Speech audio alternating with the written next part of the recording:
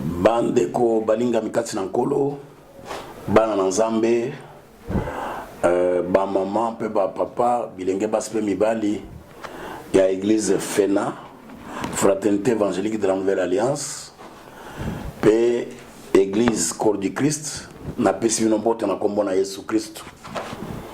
Boye lelo ezali mokolo malamu mokolo na yenga le 5 avril ya mobutu zanango na sepelaki kulandana na itinda na nzambe koya liboso na bino pona tina na elendiseli muke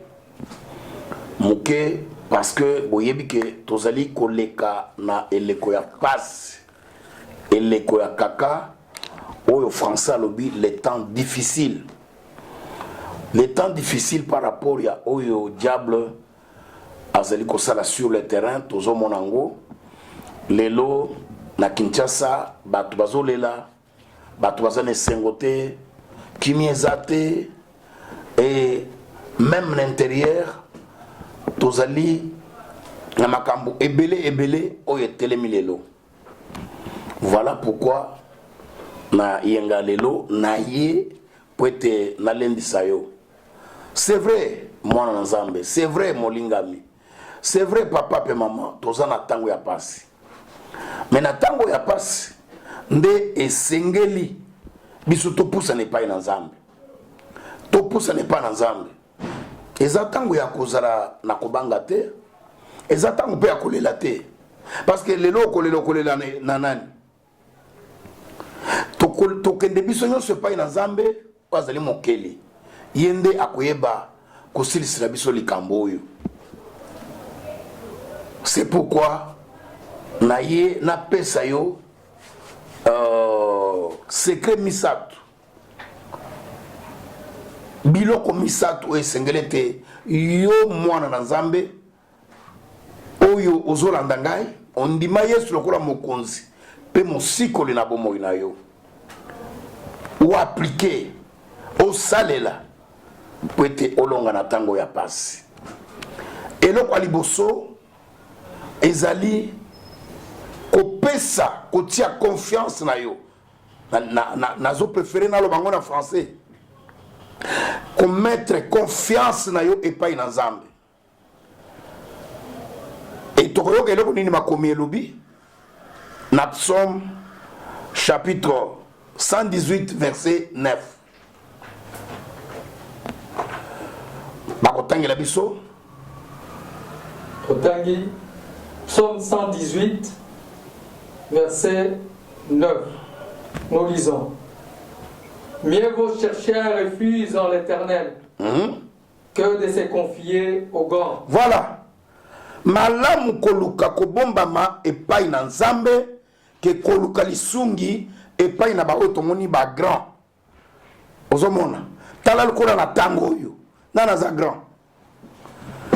grand parce que yango ekoti partout na bisika oyo tondimaki te kokota hein lelo yo tozoka que les États-Unis d'Amérique ezokoma le pays le plus touché ya nyonso nani andimaki ke kozala bongo.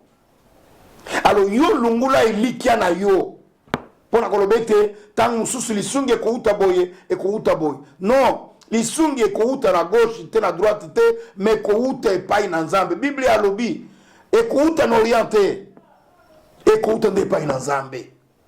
Omoni confiance na yo mwana na nzambe congolais congolaise ezali epai na nkolo eza tango ya kotombola Yesu Kristo kotombola ye kotia likolo kolakisa ye batu nyonso bamona koyemba ye kotombola ye.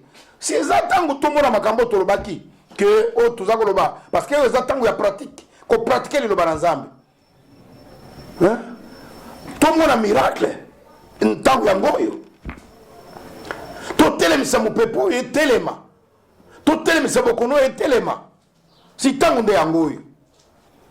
Alors confiance epai na nzambe olia parce que ba puissant nyonso bango baza touché na koki kotanga kopesa yo yebi bango nyonso baza touché na landi mususu mboka mususu ya munene premier ministre atelemi alobi tosaleli mayele nyonso esuki tomoni ke il faut kobondela nzambe. Oui, il faut kobondela nzambe. Esengelaki bakongole bayeba likambo wana. Il faut tobondela nzambe. Kaka nzambe ndako ekosisa likambo oyo parce que ayebi bipa yeuti ayebi eza nini yo na nga toyebi te tozobunda na eloko eza invisible me nzambe ayebi eloko na mibale oyo nazali kokenda nokinoki ezali kotia kondima na nzambe yango yo ozotiela elikia kondima na yo ezala epai na nzambe oyo ozotiela elikia opesi confiance mais il faut ndima ke akoki kosala quelque chose opesi confiance il faut ndima ke nzambe wana nzambe azobatela Congo akoki kosala miracle na Congo akoki kobikisa même bandeko oyo baza atteint po lobi na tongo toyoka kaka te ndenge eza koaugmente mais toyoka mpe ndenge bato bazobika. C'est ça molingami kondima eza na litomba tala nzambe azali kosepela na bao ya nzambe baza bao bazondima ye e soki tolandi ndimbo ya kondima ezali kolikia na makambo oyo omoni te me ondimi ke ezali na elongo oyo omoni yango te me ondimi ke ezali ozomona ke bokono yango oyo bato bazokufa me ondimi ke lobi na tongo ezosila. C'est ça avoir la foi en Dieu. Romains chapitre 1 verset 17. Romains 1 17 nous lisons: parce qu'en lui est révélée la justice de Dieu par la foi et pour la foi, selon qu'il est écrit, le juste vivra par la foi. Voilà, le juste vivra par la foi.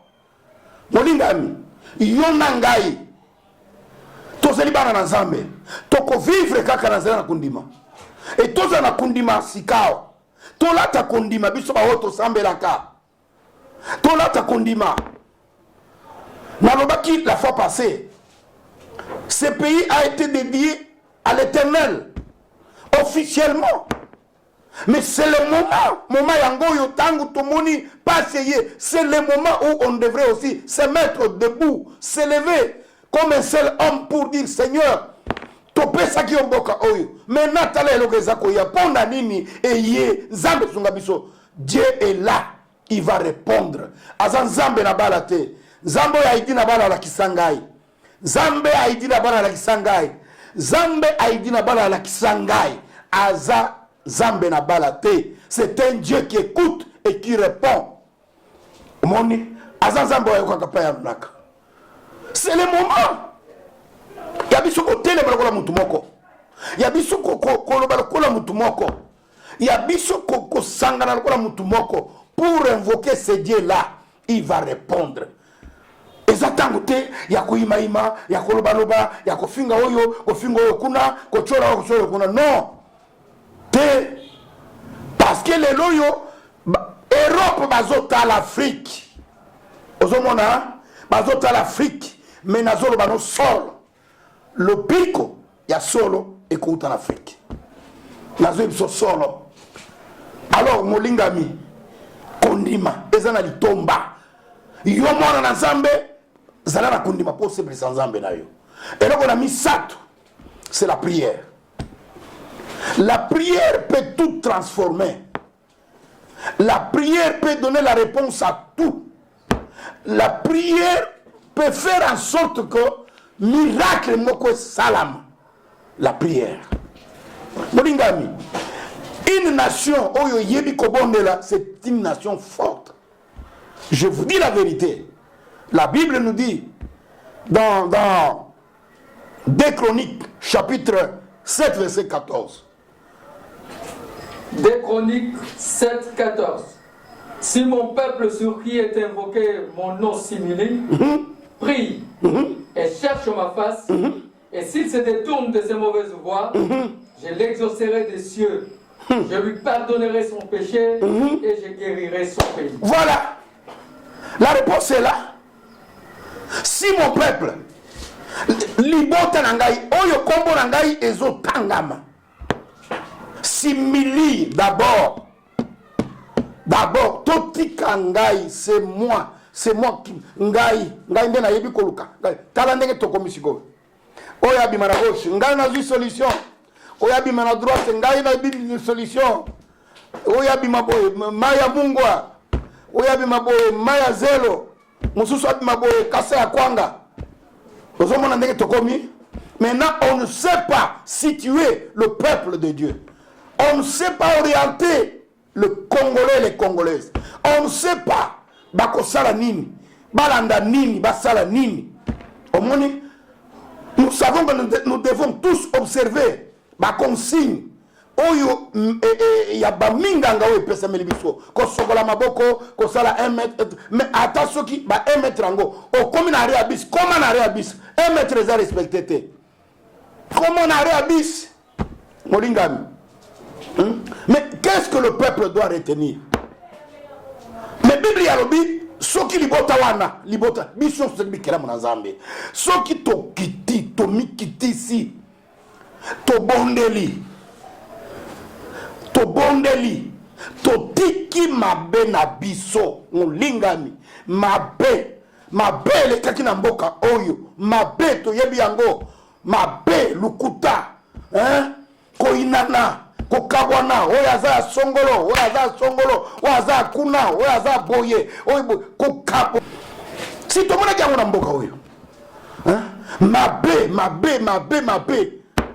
bana mike ko beba mikolo ko beba bana mike makambo pele ce sont des péchés oyo sengeli to s'humilier to bonde la Nzambe to lela to tika yango. Bible yalobi si mon peuple et paiwani wapi comment on a tanga ba s'humilier ba bondeli ba tiki mabe na bango ngai Nzambe na koyoka bango. C'est là où je vous ai dit Nzambe na itina pala Nzambe na itina pala la kisanga azanzambe na bomoi. C'est un Dieu qui répond. Azanzambe ya nunaka. Azanzambe alobaka. Avanda kana mutuna te. Ozomono. Il va répondre.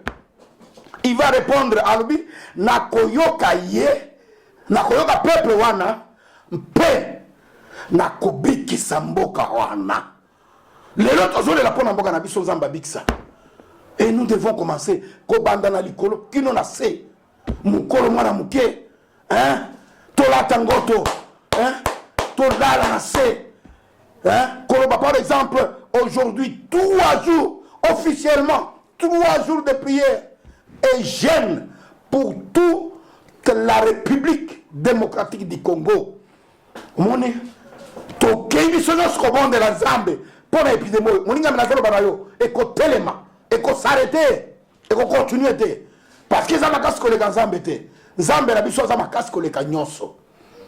Nzambe na biso za makasi koleka nyonso. Donc la prière ezali nguya. La prière ezali makasi. La prière ezali eyano. Mutu ayebi ko bonde la zali mutu za makasi. Voilà biloko misatu. Biloko misatu. Ezana litomba. Mais sengeli oyeba molingami. Na suka na nyonso yeba boye.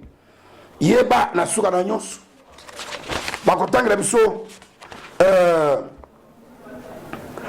Romains chapitre 16 verset 20.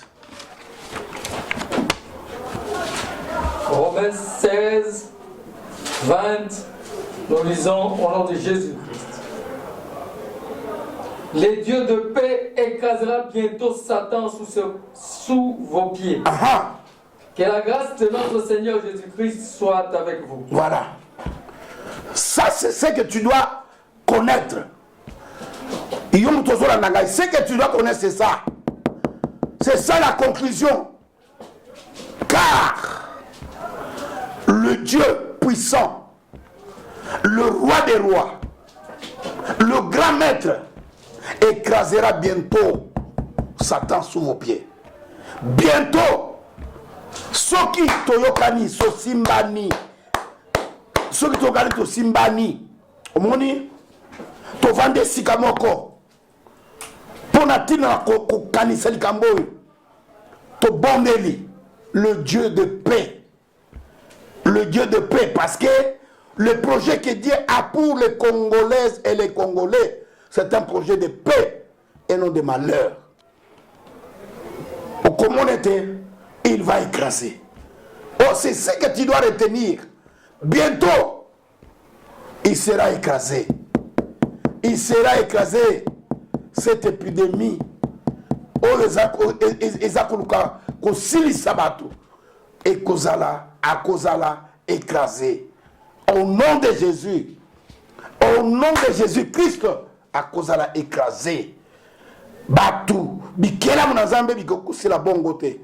Nzambe mokeli, sengela telema. Mais pour Nzamba telema, il faut biso to telema, to belela. To telema, to bondela. Molingami. Awa, na libondeli, mukolo azate, mwana azate, ezate ke mungai na Nzambe konzibo. Te biso nyonso, parce que corona ezo boma, batu nyonso. Komandela batu minene, ya mikolo. Donc, voilà, ces trois choses sont très importantes pour natira nangana yo. Soko simbi yango mulingami, okomona ngolu na Nzambe, Nzambe akopambola yo. Sikete nkolo apambola yo mutoyoki, yo mutolandi ngai, mwana nyonso ya fena, ata mwana na Nzambe oyo ya Église Corps du Christ, Nzambe na lola, Nzambe na idina bala, Nzambe na basakoli. Nzambe na mulamba lungudi, Nzambe na pomowe, Nzambe na nguya apambola, Nzambe na basakuli na mboka oyo, Nzambe na bantoma na mboka oyo ya Congo apambola yo. Nzambe aloba liloba parce que inda za liloba suka. Kolo loba liloba pona libota na yo. Kanga misu na yo nazobondela. Kolo mosungi na kokamu. Oyo ngai nazaki nango oyo tseki na monoko nanga esili. Sikawo etikali yo. Yo to tatoli, yo to bimisi liboso na bana na yo. Olobi nini? Bikela muna yo ezosila. Batu yo kela bazosila. Prete o sala musala ozwaki 7 jours. 7e jour de opemaki. Mais lelo muto yo kelaki bona mukolo moko mobimba. Lelo yo bazo kende 500,000 na mukolo moko. Bala ninga bazo sabote musala na yo. Tikete yawe utelema. Otelema nkolo, otelema Nzambe. Tobondela ki yo pona Ebola e osisa ke Ebola. Lelo s'il s'appelle corona. Bokonzi na yo ezipa batu na yo. Na kombo na Yesu Kristo na bondeli bongo. Amen. Alors pona bana fena, il faut retenir eloko moko. Mutu na kotosa kolia malamu na lobaki boy. Balobi na biso na bakonzi na mwa tango to sangana na mte. Tosa, tozo tosa biso nde ba tosi ya yambo. Tozo tosa yango. Ozo mona bande konyonso bazo tosa malako parce que eza malamu pona biso. Tosa pe oyo baminganga balobi ya kolobete kosuka na maboko tango nyonso eza eloko malamu koluka propriété nesiko zolala nesiko zovanda kotika makambo yao songolo ya kotala biso likambo te yo moko na ntala likambo wana eza likambo na yo. La propriété là où tu restes, c'est très important. Il ne faut pas qu'une autre personne aille pour la tinana à Asungayo. Non, non, non, non, non. Et puis, il faut observer cette distance de 1 mètre. Moi, je dirais même 2 mètres. Moni? Hein? 1 mètre. C'est pour la malam na yo. Parce que, bokono, pour la moutouté. Et puis, il faut se préserver la makambo ebele koyambanate pas de bijoux pas de tikana zela et kokimate hein akokimate azali zela tango makambo ekosila okopesa ngata 1000 fois ekozala ngo problème te. Mais pour le moment mi batela et puis mutu la tambola butu tika kotambola butu tozolanda ba makambo ebele oyo zolo ba malikolo na ndeko yo corona bon yo vanda na ndako ote na ke kotala ngai nazana mulimu ya ko visiter batu te zela nanu o ko visiter après tika makambo ya mulimu ya ko visiter batu vanda na ndako olanda makambo yo baminganga bazoloba.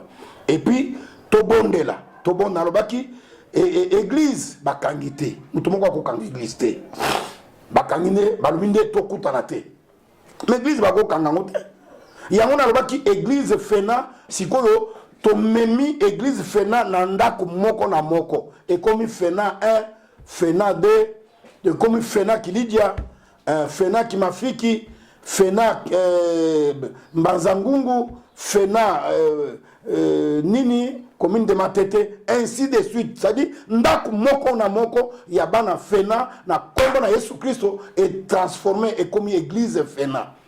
Bozana pasteur, bozana premier diacre, bozana mutambusi, bozana maman mutambusi, bozana batu nyonso, bosala ka ba culte na ba jour na biso ba culte et puis bobondelaka.